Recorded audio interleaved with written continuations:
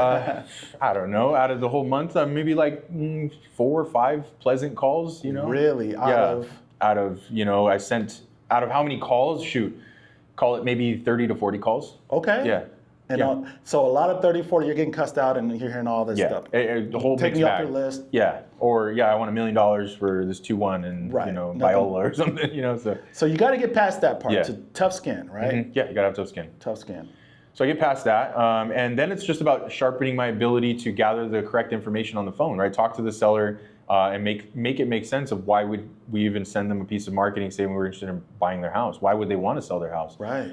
So learning the sales kind of ability to talk to someone on the phone and say like, hey, this is what we do, this is what we can offer. Would you be interested in, exploring an offer for your house? Like, and so I had to learn how to navigate those conversations and over time getting better at them and practicing and practicing with other people that were doing it too. So I got around other people that were also trying to get good on the phone with their mail and we would role play with each other. So we would, either on a Zoom call or get in person and just like this, and we would pretend to be the seller or pretend to be you. And then we would just go back and forth and give each other objections, give each other feedback, and just try to help each other get better. And so that helped escalate the ability to close more sooner. Right. Talking practice. We're talking practice, man. Talking about practice, bro. The youngsters don't know about that. It's a classic right there. Man, so did you get a deal on the first batch? 6,500, boom. You know what? I did. You got a deal. Yeah. Okay. I did. I didn't expect it. And a lot of people, when I got the deal, a lot of people with experience told me, don't let this spoil your mindset. It is not always going to be this easy. Basically you lucked out, bro. Like, but good. But just know that you got to keep working. It's not just set it and forget it like this. You got to constantly sharpen your sales sword. You got to constantly revise your marketing and continue to work and massage this. Sure. But good that it worked. So I did. I actually did get a deal signed for my very first mail drop. Because you could have easily spent the 6,500 and not got anything. And I fully expected that to happen. And you would have to do it in the next month. Yes, that is the key right there. That is something that I want to make sure everybody understands. Is it doesn't have to be $6,000, right? But if you decide to spend money on marketing, I think something really, really important to know is you should have a budget of whatever you're saving up to spend on marketing and commit to a time period of a minimum of 6 months of it not working or giving you a return. Right. And then you need to spread that budget out over how much can you actually spend on a monthly basis, because you need to write that check every single month without expecting the return, and then you work to make it happen. Consistency, that's key, bro. Exactly. Consistency. So that first one must have been a pretty decent deal. Did you flip it? Did you wholesale it? I flipped it. You I kept ended up it. flipping it. Yeah. I ended up flipping it because at the time, I wanted to be a real estate investor. I wanted to be legitimate, right? I wanted to actually be an investor. Right. And so I knew wholesaling. I had done a wholesale deal through my junk removal company, so that's how I got a taste of it. Sure. So I knew how that went, and it was great to get paid. But I was like, but I want to do all the stuff. I want to be able to fix the house up, take it from being ugly to pretty, put it on the market and sell it and post all my pictures and do all of that. And so I was like, I want to fix and flip. I want to do this, right? And we did. We fixed up the house and we successfully sold it. The market was still pretty good then. Gotcha. So it sold very quickly and it was a win. And it worked out. I think it was a condo. My first flip actually was a condo. It was in Fresno off of Bullard and 41. And we did probably a $25,000 renovation on it, and we netted like 50 grand on it. Nice. Yeah, so it was pretty cool to do that for my very first flip ever. We had our hiccups because from inexperience, but overall it worked out. Let's jump into that really quick too as well. Like, let's talk about the downside, bro. Like, think of the times where it got, because it's not all glamour and glitz, and a lot of times online, people that's what brings the youngsters into the business, like the 20. I'm seeing a lot more younger people, 20-year-olds, 19, 20, 21. And what it is because they're seeing TikTok, they're seeing videos, they're seeing all these flippers and real estate agents. Yeah, here's all the money I made. Right. Yeah. Doing the deals, but they don't never see behind the scenes and the deals that go south, the stresses, the frustrations. Tons. What are some of the challenges like? Tell me something that didn't go right. Like you lost. It just was. Yeah, we talk about the deal I lost money on. Yeah, I lost money on a deal, a lot of money actually. It wasn't a little loss; it was a big loss. Bought a house that we had an opportunity to purchase. Could have wholesaled it, decided to buy it instead and actually flip it. Was way too aggressive, way too optimistic about the resale price. We overestimated the ARV. The ARV had comps that supported it. The final sales price had comps that supported it. But what we weren't taking into account was the area was pretty rough, and we were in the roughest pocket of that area. So even some comps not very far away, a little bit better. There was a little bit less of the riffraff that we had in our specific corner. Right. And so we bought it on a corner lot. It had a lot more of the mess from the neighborhood coming into the property just because of how close we were to it. We ran into everything that could have gone wrong went wrong on the property. I mean, the rehab went way over budget. We undercovered a ton of extra work we had to do that we didn't plan for, budget for. The work we did get done, some of it got done wrong. It had to get redone. So we ended up paying twice for that. Once we finally got it all fixed up and put it on the market, it sat. Once we finally got an offer on it that was going to make some sense, we got a pest inspection done on it, and it was just torn apart in that inspection. There was massive repairs that they were asking for. So ended up finally, we walked away from that offer, put it back on the market, did some more repairs to it that needed to be done. Finally got another offer in, was way below our asking price. More seller concessions after that we had to take, and ended up losing about $40,000 on that flip. $40,000 that we lost. It's part of the whole game. Yeah. You know? And we were never, I was so glad to be done with it. You just want to get rid of it. Oh, I was just like, I was so happy when it sold. Right. I've never been happier to lose 40 grand than that day. I was just like, I'm so ready to move on. And thanks be to God, in the meantime of that deal going sideways, I'm still having wins on other deals. And so we were able to, during that project, before the loss was even realized, more than made up for it with other deals. We had other successful flips that sold that we made great money on, other wholesale deals we made great money on. And so by the time I actually realized the loss, all it did really was just help me on my taxes at the end of the year. So it was okay. It worked out at the end. It worked out at the end. Yeah. So talk about your business. So how many do you have employees now? Like what does it look like? Yeah. So our team's grown since I first started with like the solopreneur style. So how long have you been doing this full time? The flipping business. I started full time in March or April of 2023. 23. So a little over 3 years. Wow. Okay. Yeah, just a little over 3 years. I hit my 3-year mark like this spring. Nice. So 3 years full time. Yeah, full time, every day, live and breathe real estate, and I love it, bro. I bet. And so you have how many employees you said? Or partner or team member? So I got my wife on my team, so she's full time with me now. She left her corporate job. She's full time in the company. And then we have one virtual assistant, general admin support, just like we always started with. We've transitioned away from our original one, hired a new one, but everything has always been consistent there. And then we actually hired someone else. Originally started out as a lead manager, so I was getting overwhelmed with CRM management because the VA couldn't quite keep tabs on the follow-up style. I needed people to actually pick up the phone and follow up with people with a personal effectiveness that a VA just wasn't able to deliver at the level I needed it at. Right. So we hired someone in town in person, and they were originally a lead manager, and then graduated up to an acquisitions manager. So now I have someone on my team that goes on appointments for us and locks up contracts, and then we share throughout the entire team. We share the dispo responsibilities or the selling of the contract. Sure, that's awesome, brother. Yeah. How many? You got quite a few. How many are you doing on average now? About it fluctuates. We did have a pretty rock solid first half this year. I would say in our first half we were averaging anywhere from 5 to 8 contracts a month. Our best month we did, I think, 10 this year.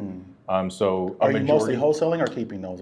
So we mostly wholesale this year. This year we kind of set the target for when we started in January this year. We said we wanted to wholesale more because we wanted to have a lot more cash cushion to take down really profitable flips, also to buy really good rental properties, and also just to have a cash cushion because we've seen what the economy is doing in the market and stuff, and we wanted to know that if we wanted to be cash heavy, we're going to need to wholesale to get that sooner rather than later at the end of it.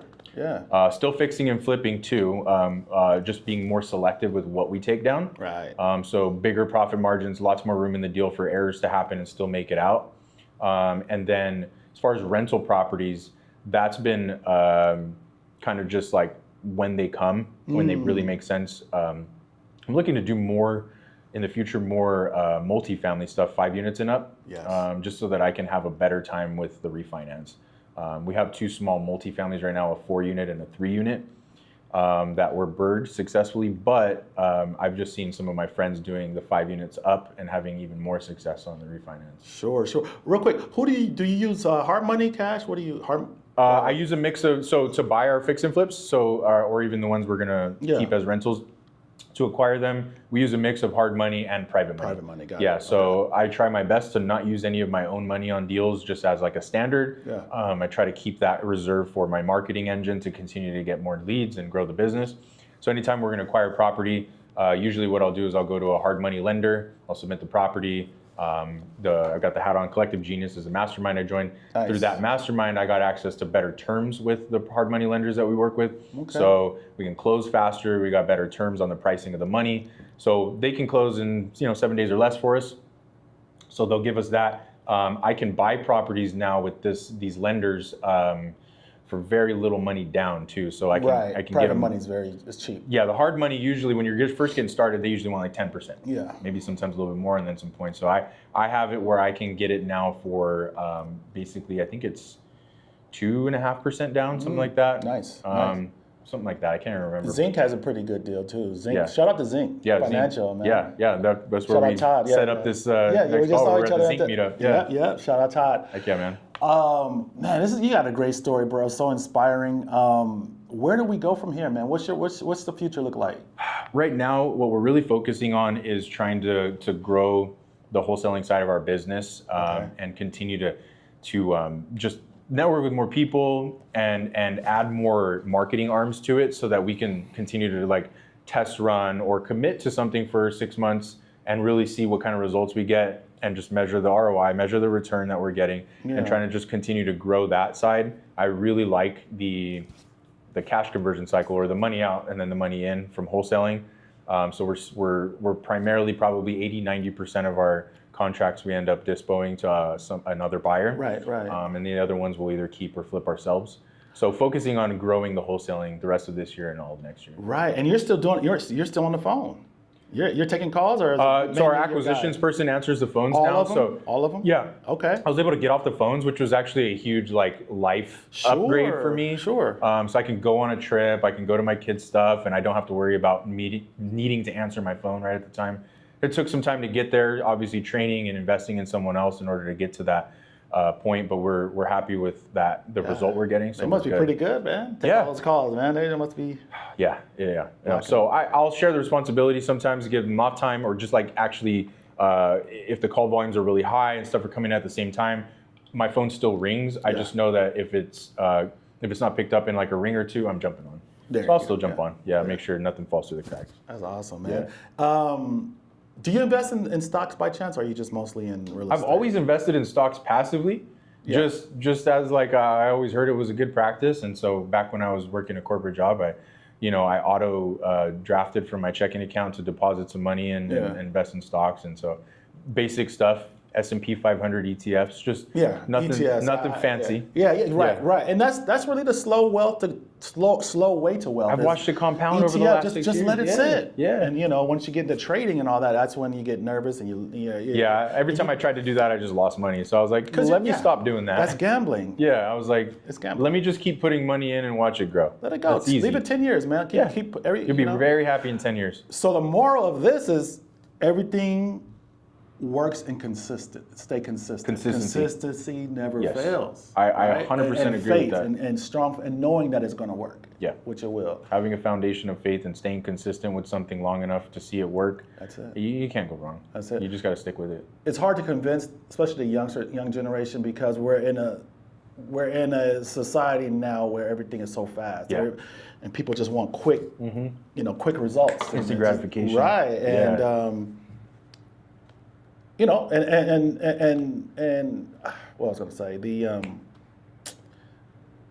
I'm blanking out. What I would say. I'm thinking of what I would say about the topic of speaking to the younger generation, right? I would talk about the principles. I think that's super important because, the TikTok and Instagram Reels and stuff like that. We're always constantly consuming social media at a fast pace, and there's a lot of people out there looking to, influence someone to join their, coaching community and not really providing any value. And, people might get burned once or twice and then say this industry is not even real or something like that. But for the youngsters, I would say like if you can commit to, it doesn't even have to be real estate. If it's real estate, great. If it's something else, great as well. But if you commit to something, commit to also doing it the right way. Because if you're young and you commit to doing something the right way, the best thing you've got on your side is time. The time in the business is going to be what gives you the best result. It's not the instant, oh, I found success because I figured out a way to shortcut the system. Right. Like I've learned, bro, I'm 33 now. I've learned that there is no shortcuts. They don't exist. They don't exist. They don't exist. It makes it look like that on social media. It does. It makes it look like there's shortcuts. It makes it look like, well, that kid's 20 and he has a Lamborghini and he retired his parents and he lives in a mansion in Beverly Hills. So there are shortcuts because he did it. So why can't I? It's not real. It's not real. It really isn't real. And those don't ever last. No. Because when you accumulate, because it's about the journey. It's everything you learn on the way to grow to be the person. Because going through business and everything, all the skill sets and the wisdom and everything you're gonna get, developing a tough skin, getting better, like all that has to grow. You have to understand how money works, where to put money, right? You gotta start. So all these little things you're learning. It's the best way to do it, because then at the time, once you do receive the money, you're going to know how to use it. You're going to be a better steward of it. You're going to just be smarter how to invest it, and what money is really about. So I was young not that long ago, so I know. You're hearing still young, that. I'm young, but I'm getting to a new chapter in life, right? A new stage. Mature. I'm a father now. I'm a husband. I got kids, and I have a teenager. So it's like I know. Hearing what you just said to someone who's 20, 21, 22, it's like, yeah, all right, Unc, like that sounds like a good life lesson I've heard all the time, but like it's true. It is absolutely true. It's true. These fundamental things don't go away. There's no new age way of doing things that's different. Like learning how to do stuff the right way and sticking with it long enough to see success, like that just doesn't change. That's it's just like a time-tested principle. It is. It doesn't go away. Don't get distracted by, the social media flashy stuff. Like it's easy to say, it's harder to do. But don't get distracted by that. Fix whatever's going on in your business that's not working, or even in your fledgling business that you want to start. Like start from a good foundation. Faith obviously is important to us. If you've got faith, great. If you don't, seek it, and also just look to serve people. Go with a servant mindset, and you're gonna find success. It's gonna find you. It's gonna come. It's gonna find you. Patience is too. Patience Absolutely. is very important, man. Yeah. But that's a good way to end it, bro. Yeah, bro. Yeah, let's do that. Jacob Espinoza, man. That, He is a man. Anybody, you want to leave him your Instagram? Anything you want to leave him? How to contact you? I'm most active on Instagram. So I post on Instagram. So yeah, you could, if you post it, you can tag me. But it's just my name, Jacob Espinoza, with 2 underscores. Yeah. Great mentor, guys. Seek him out. Also, what if somebody has a fixer-up or a seller might be looking? How could they contact you? Yeah, I'm really easy to work with. I'm always open to joint ventures. I'm also really open to helping newer people learn. Like I literally just had someone come to my house yesterday for 2 hours, set them up on how to start pulling data so they could send their own mail. Nice. A guy from my Bible study expressed interest in wholesaling. I brought him to the Zinc event that we were at. Yeah. He got exposed to people for the first time and talking to them, and I'm helping coach him up and just kind of give him some advice. I love it. I'm very responsive to that, so no fear about reaching out to me. Yeah. If anybody has an opportunity on their plate they don't quite know what to do with, happy to help out with that. I joint venture stuff. We can wholesale it, we can flip it, we can help with the money side of things, whatever it is, I'm open to it. Awesome, brother. Appreciate you, my man. Appreciate you, bro. Thank you, man. He Speakers, boom, another one. Hey, that was dope. And it's so perfect, brother. Hold on, let me.